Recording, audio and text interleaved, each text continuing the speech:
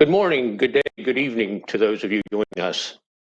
It's been another exciting and busy day on day 3 of the USISPF Virtual Summit. My name is Ernie Thrasher. I'm the CEO of X-Coal Energy and Resources, a supplier of energy products and natural resources to global industry. Please note there's been a change in the next session. Secretary of Commerce Wilbur Ross has an unexpected schedule conflict and cannot participate in the next session. However, the U.S. Deputy Secretary for International Trade, Joseph Semsar, will participate in the session. I expect the content of the session will be quite interesting and timely. I'm honored to participate in this event and to introduce the next session. Dr. Anish Shah, the Managing Director and CEO designate for the Mahindra Group, a multinational conglomerate with a presence across more than 100 countries, will moderate a conversation with the U.S. Deputy Secretary for International Trade, Joseph Semsar. During previous sessions, we've heard a number of comments regarding changes in national policies related to manufacturing, research and development, global supply chains, and the post-pandemic economy. I'm confident Deputy Secretary Semsar and Dr. Shah will provide their views on these and other topics during the session. Please allow me to introduce the participants in the session. As Deputy Undersecretary, Mr. Semsar coordinates all issues concerning international trade policy and promotion, trade law enforcement, trade agreements compliance, investment, global competitiveness, and directs the development of trade policy recommendations. These certainly are challenging tasks in the current environment for international trade. Prior to joining the International Trade Administration, Mr. Semsar served as the Chief of Staff to the Deputy Secretary of Commerce, where he was actively engaged in all aspects of running the 47,000 employee department. Before joining the administration, Mr. Semsar worked for Deloitte Consulting LLP's federal practice, serving a diverse array of clients. I think it's interesting to note that Mr. Semsar is a Teach for America former staff members and Corps member alumnus, where he earned a Teacher of the Year award. It's great to hear stories of people like Mr. Semsar that allocate part of their life to contribute to the betterment of society. I recognize and appreciate Undersecretary Semsar's service and commitments and look forward to hearing his comments. Dr. Anish Shah had a diverse business background in global banking and finance before joining Mahindra Group. His experiences with companies such as GE, Bank of America, Bain & Company, and Citibank, where he managed multiple business platforms, will serve him well as he steps into the role previously held by Anand Mahindra, a leading Indian industrialist. I think it's also interesting to note that Dr. Shah began his professional career in a position where he issued bank guarantees and letters of credit for trade services many years ago. I can't think of a better position and a foundation for a young professional to learn the basic interest of and the mechanisms of trade finance and international trade flows. Thank you for joining us today, and let's start the session. Thank you, Ernie, and welcome, Deputy Undersecretary Semsar. It's a pleasure to have you, sir, especially at a time when the relationship between the US and India is so critical from both an economic and political standpoint. May I hand over the stage to you, Mr. Semsar, for a few introductory comments? Sure, thank you. And thank you, Ernie, for that very kind introduction. And my gratitude also to Dr. Mukesh Aghi for your leadership of the US-India Strategic Partnership Forum and for being an important partner to the U.S. Department of Commerce. A very special thanks as well to you, Dr. Shah, for representing the Mahindra Group, a very important Indian investor in the U.S. and a positive industry voice for our bilateral commercial alliance. From farmers across the U.S. who use Mahindra Group's tractors to tend to their crops, to off-road enthusiasts using Mahindra's all-terrain vehicles, the U.S. welcomes the diverse value of Mahindra Group's investment.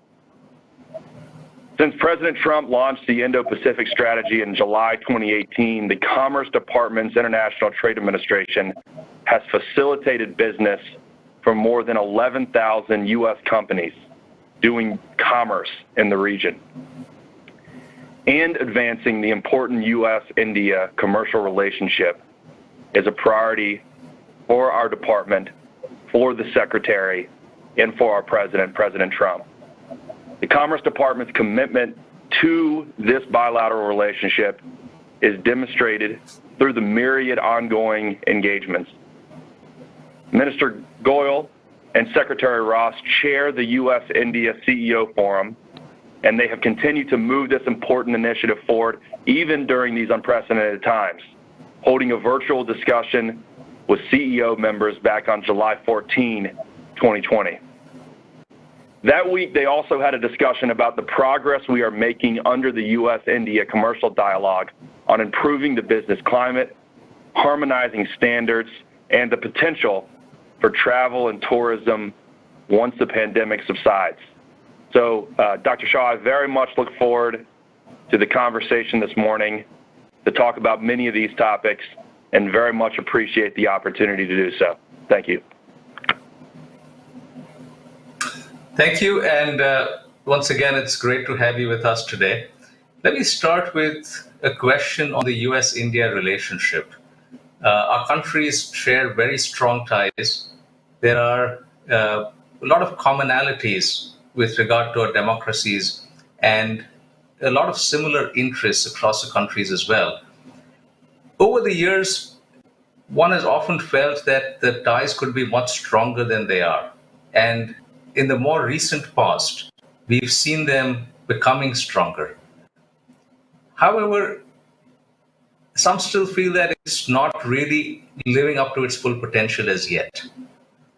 So in the aftermath of the pandemic, with changing global relationships, and with the US stance on China, what is your view on the potential of this relationship, and what should both countries do to make it even stronger? Sure, that's a very good question. I think it's also a foundational question.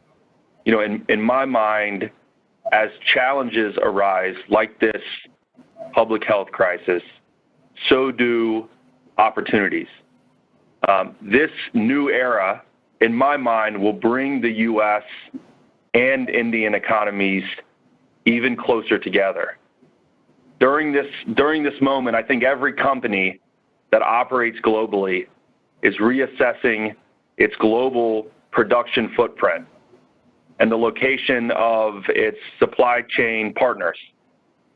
Candidly, I think this bodes well both for the U.S. and for India. We are very thankful for the engagement taking place between the U.S. and India to address the health and economic impacts of COVID-19. Just for situational awareness, we have several active programs with India in vaccine development, pharmaceuticals, supply chain integrity, laboratory testing, R&D, and the donation of ventilators and other equipment. In February this year, Secretary Ross traveled with President Trump on the president's first official visit to India. I would pause and note that the Secretary has been to India 3 times during this administration. There, the President and Secretary Ross witnessed the signing of $3 billion in commercial contracts, in addition to very productive meetings with Prime Minister Modi.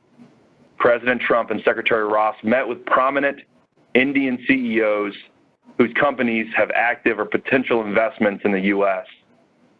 Just to kind of take a step back and give a broader context with regards to the bilateral trade relationship, I thought I'd offer just a few statistics. I promise I won't bore you to death. But in 2019, our trade in goods and services with India reached $146 billion, which is more than double from $60 billion in 2009. So 10 years, massive growth. In 2019, U.S. goods exports to India were $34.4 billion, up from $33.5 in 2018. U.S. goods imports from India were $57.7 billion in 2019, up from $54.3 billion the year before. And in 2019, the total stock of foreign direct investment from India to the U.S. was valued at $16.7 billion, up from $10.2 billion from 2018. And the total stock of foreign direct investment from the U.S. to India was valued at $46 billion. Indian FDI supports 66,900 U.S. jobs, 217 million in R&D, and 2 billion in goods exports. And this data, by the way, is as of 2017. The COVID-19 pandemic, in my mind, may tempt a self-sufficiency and a self-reliant sentiment among struggling economies. India, with their Atmanirbhar Bharat initiative, has put forward a program that I think puts a question mark around this notion of self-reliance. You know, our thought is that isolationist policies can also cause a decrease in exchange between businesses and economies, less technology and best practice sharing, fewer joint research and development projects, and stifled innovation. So we urge the government of India to focus on creating an environment, fostering an environment that will enhance India's position in the global supply chain. For the 8th year in a row, the Kearney FDI Confidence Index has ranked the U.S. as the #1 investment destination for CEOs of some of the world's largest corporations. The Commerce Department is planning for the next Select USA Investment Summit to take place June 6th through 9th, 2021 in Washington, D.C., and we invite Indian companies, many of whom on this line have attended, interested in expanding their businesses to the U.S. to participate. I also would call out that India has improved its ease of doing business index, but challenges remain. On the market access front, there are concerning issues regarding data localization, intellectual property rights, high tariffs, duplicative safety and security testing, price controls, and FDI restrictions in sectors like insurance. In my mind, these are the challenges that we have to work together to resolve. And I would conclude by saying there is an interagency process and bilateral communication that is happening between Ambassador Lighthizer and Minister Goyal on these topics. And so that, to me, is incredibly encouraging. With that, Dr. Shah, I would turn it back over to you, sir.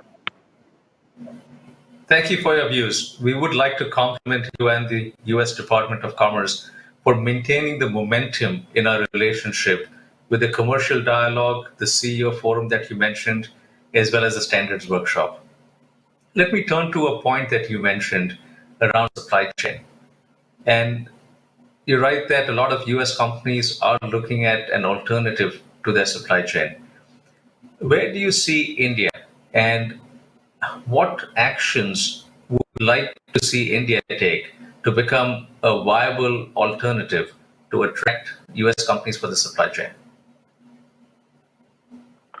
Another excellent question, which is, the hot topic right now. And so I would say a couple of things. I would say that this administration, the Trump administration, has long recognized the need to diversify supply chains for both economic and national security of the U.S.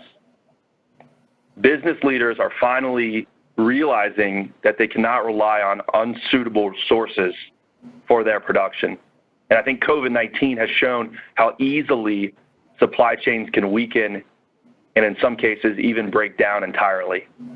So I think on this front, India has the potential to become a global supply chain leader in the Indo-Pacific region and beyond. As most of you know, supply chains are not easily mobile, and market research and investments take a very long time. So we recommend that India takes a long-term approach to attracting business, avoiding the bait and switch tactic of attracting companies by implementing good policies only to later change course by adopting regulations that are inhibiting and costly to business. Being overly bureaucratic with firms that operate globally and know the intricacies of running a business in different countries will immediately reduce a country's chance of attracting and retaining investment. Companies are extremely sensitive to regulatory oversight and bureaucratic controls. They compare notes between countries, and they are able to add up the cost down to the penny. The time involved in dealing with burdensome government controls is an important cost that is very easily tracked. When it comes to supply chains, we think about it really in three ways or three themes that industry seems to recognize. The first is diversification. The second is resilience. And the third is reliability. Supply chains need to be diversified, infrastructure needs to be resilient and reliable, and policies in the business environment also need to be reliable. Also, foreign investors look for the ability to have majority ownership and control in their business ventures to help strategically manage and deploy resources. U.S. companies are extremely alert to market opportunities no matter where they exist in the world. However, in our mind, India, to a certain degree, can make strides in leveling the playing field by abandoning discriminatory policies, enhancing transparency and predictability in its policies, and lowering the cost of doing business. Despite having an improved overall ease of doing business, which I mentioned earlier, and by the way, that ranking is down to 63 out of 190 economies, which is incredible progress. But India still ranks 136 for starting a business, 154 for registering a property, and 163 for enforcing contracts. This ultimately hurts FDI in India, but it has an even more harmful impact on the creation of indigenous Indian firms, particularly those that might be competitive internationally. Ease in these three areas is central, it's key in attracting foreign businesses. And further, the success of many countries in becoming supply chain leaders has come from their openness to competition and their ability to move goods quickly in and out of their countries. Investments in infrastructure projects and programs like smart cities will further enhance FDI. Stronger financial markets will generate additional investment in infrastructure and in manufacturing. And finally, I would say that companies consider intellectual property risk in their sourcing and trade decisions. International companies must have confidence that their supply chains will be protected from IP infringement and other disruptions so that they can meet their customers' needs on a just-in-time production basis. So, Dr. Shah, those are some of the things that I think we think about with regards to the question that you posed. Thank you. Let's talk specifically about areas of collaboration. You mentioned pharmaceuticals. There is clearly a huge opportunity there. With the advanced research capabilities in the US and India's capacity to produce generic drugs, vaccines, and a number of other areas that India is getting into, what do you see as potential roadblocks there, and how can we do a lot more together? Dr. Shah, another very good question, and I would start by just saying that the U.S. government appreciates that the government of India allowed exports of pharmaceutical products to the U.S. during the COVID-19 crisis. In June, Indian pharmaceuticals surpassed jewelry to become the top exported product from India to the United States so far in 2020. And I would just pause here and offer a personal vignette that my wife was also on the trip with President Trump to India earlier this year, and she took advantage of her time in country by treating herself to some beautiful Indian earrings, one of your top exports, which she now refers to as my birthday gift to her. I thought that the audience would appreciate that. But in the energy sector, of the $34.4 billion in U.S. merchandise exports to India in 2019, $8.5 billion were U.S. energy exports, accounting for 15% of global U.S. energy exports that year. During the U.S.-India Strategic Energy Partnership meeting on July 17, 2020, we identified LNG as a sector with continued trade growth potential between our two countries. We also see strong opportunities for bilateral partnerships in energy storage, solar, and renewable equipment subsectors. Aviation and defense also remain a priority area for partnership in South Asia and across the Indo-Pacific region. U.S.-India defense and security cooperation is expanding as part of our deepening strategic partnership. Bilateral defense trade has grown from near zero in 2008 to over $20 billion in 2020. And since 2015, the United States has authorized sale to India of over $3 billion in defense articles via the Defense Commercial Sales process. In August 2018, the Department of Commerce granted India Strategic Trade Authorization Tier 1 designation, providing India with greater supply chain efficiency by allowing U.S. companies to export a greater range of dual-use and high-technology items to India under streamlined processes. STA-1 grants India the same authorization as NATO allies like Japan, South Korea, and Australia. So we encourage India to focus on the benefits of interoperability for its various defense systems and life cycle costs. And while we may sell fewer aircraft and aviation components to India due to the economic downturn, our companies are ready to assist with training needs and related services for India to enhance its maintenance, repair, and overhaul service facilities and more. There is also strong potential for collaboration in the areas of digital healthcare, financial technology services, cybersecurity applications, water products and services, safety and security equipment, environmental technologies, and so many more sectors. Lastly, one of the things that we haven't talked about are small and medium-sized enterprises. But I think we know that these SMEs constitute the backbone of both our economies. And I am so pleased that the U.S. Commerce Department continues to help hundreds of U.S. and Indian SMEs connect virtually and in person each year. While our country's bilateral trade has grown each year prior to 2020, the potential for our bilateral trade to increase even further is enormous. The U.S. is experiencing a V-shaped recovery from the lockdowns earlier this year.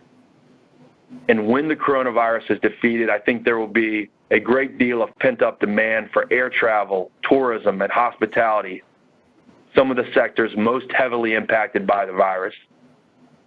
Millions of Americans and Indians also have close family and friends in both countries, and they will travel between our nations, and we will see a continued blossoming of our relationship. Ultimately, Indian companies have shown that they can compete globally as world-class leaders. And although we face our respective challenges, I'm encouraged by the strong relationship we have with the government of India and the people-to-people ties as well. U.S. and Indian companies make trusted partners, So with that, I would just say thank you for all that you do to strengthen the commercial ties between the United States and India. Our prayers and thoughts are with those in both countries who have passed away from this terrible virus. And we have to continue working together, fighting together to win this battle and to improve, constantly improve our relationship. So with that, Dr. Shah, back to you, sir, and thank you again for the question. I agree. We have to work very closely together, and we have a lot more potential here. Between now and the elections on November 3rd, what are some key priorities that you would like to get accomplished, specifically with regard to trade with India? So just to take a step back, I think one of the things that is encouraging is there is an ongoing conversation post our president's visit to India. Ambassador Lighthizer and Minister Goyal have been in touch. Their teams have been in touch. And my understanding is that we are making headway, but some systemic structural issues continue to exist. And so I think what we have to do is continue to put pressure on both sides for these conversations to continue, for these conversations to progress, because ultimately we can't get to a deal or a mini deal unless we're at the table having conversations and making progress on the issues that our respective governments care about. And for my final question, if the Trump administration comes back to the White House, then what would be your priorities with regard to India? I think it's a very good question. I think one of the things that has been clear since day one is President Trump and Prime Minister Modi clearly have a wonderful relationship, which trickles down. And I think it is going to be a priority of this president to continue these conversations. You know, just to be abundantly clear, there are issues that the U.S. government wants to focus on with regards to the regulatory environment, with regards to trade facilitation, with regards to market access opportunities. And so I think the hope is that we continue this very productive conversation. We continue to leverage the engagements that the Department of Commerce have stood up, like the CEO Forum and the Strategic Dialogue, in order to make progress on these foundational issues that will ultimately put us in a better posture, a better place to get a trade deal done. I know, very clearly, and I think all of us know what the priorities are for the U.S. government. I think it's very clear as well as to what the priorities are for the government of India. And so like any good compromise, there's got to be progress in order to move the ball forward. And so I think, I certainly don't want to speak for the president or for the secretary, but I think this is a priority. I think that there is momentum. And I ultimately think that if and when there is a second term for the Trump administration, this will be a focus area that will continue to prioritize in order to make good progress and continue to improve the bilateral trade and investment relationship between our countries.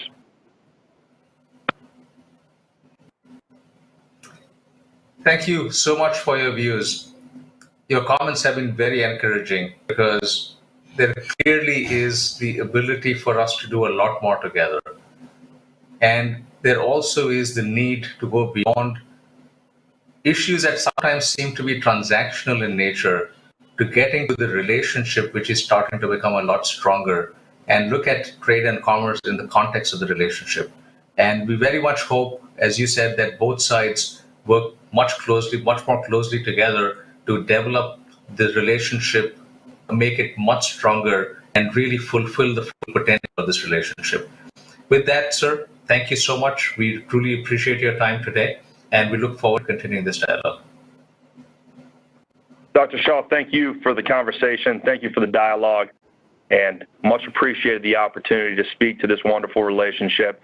Look forward to continuing the conversation in the months and years to come. Thank you, sir. Thank you.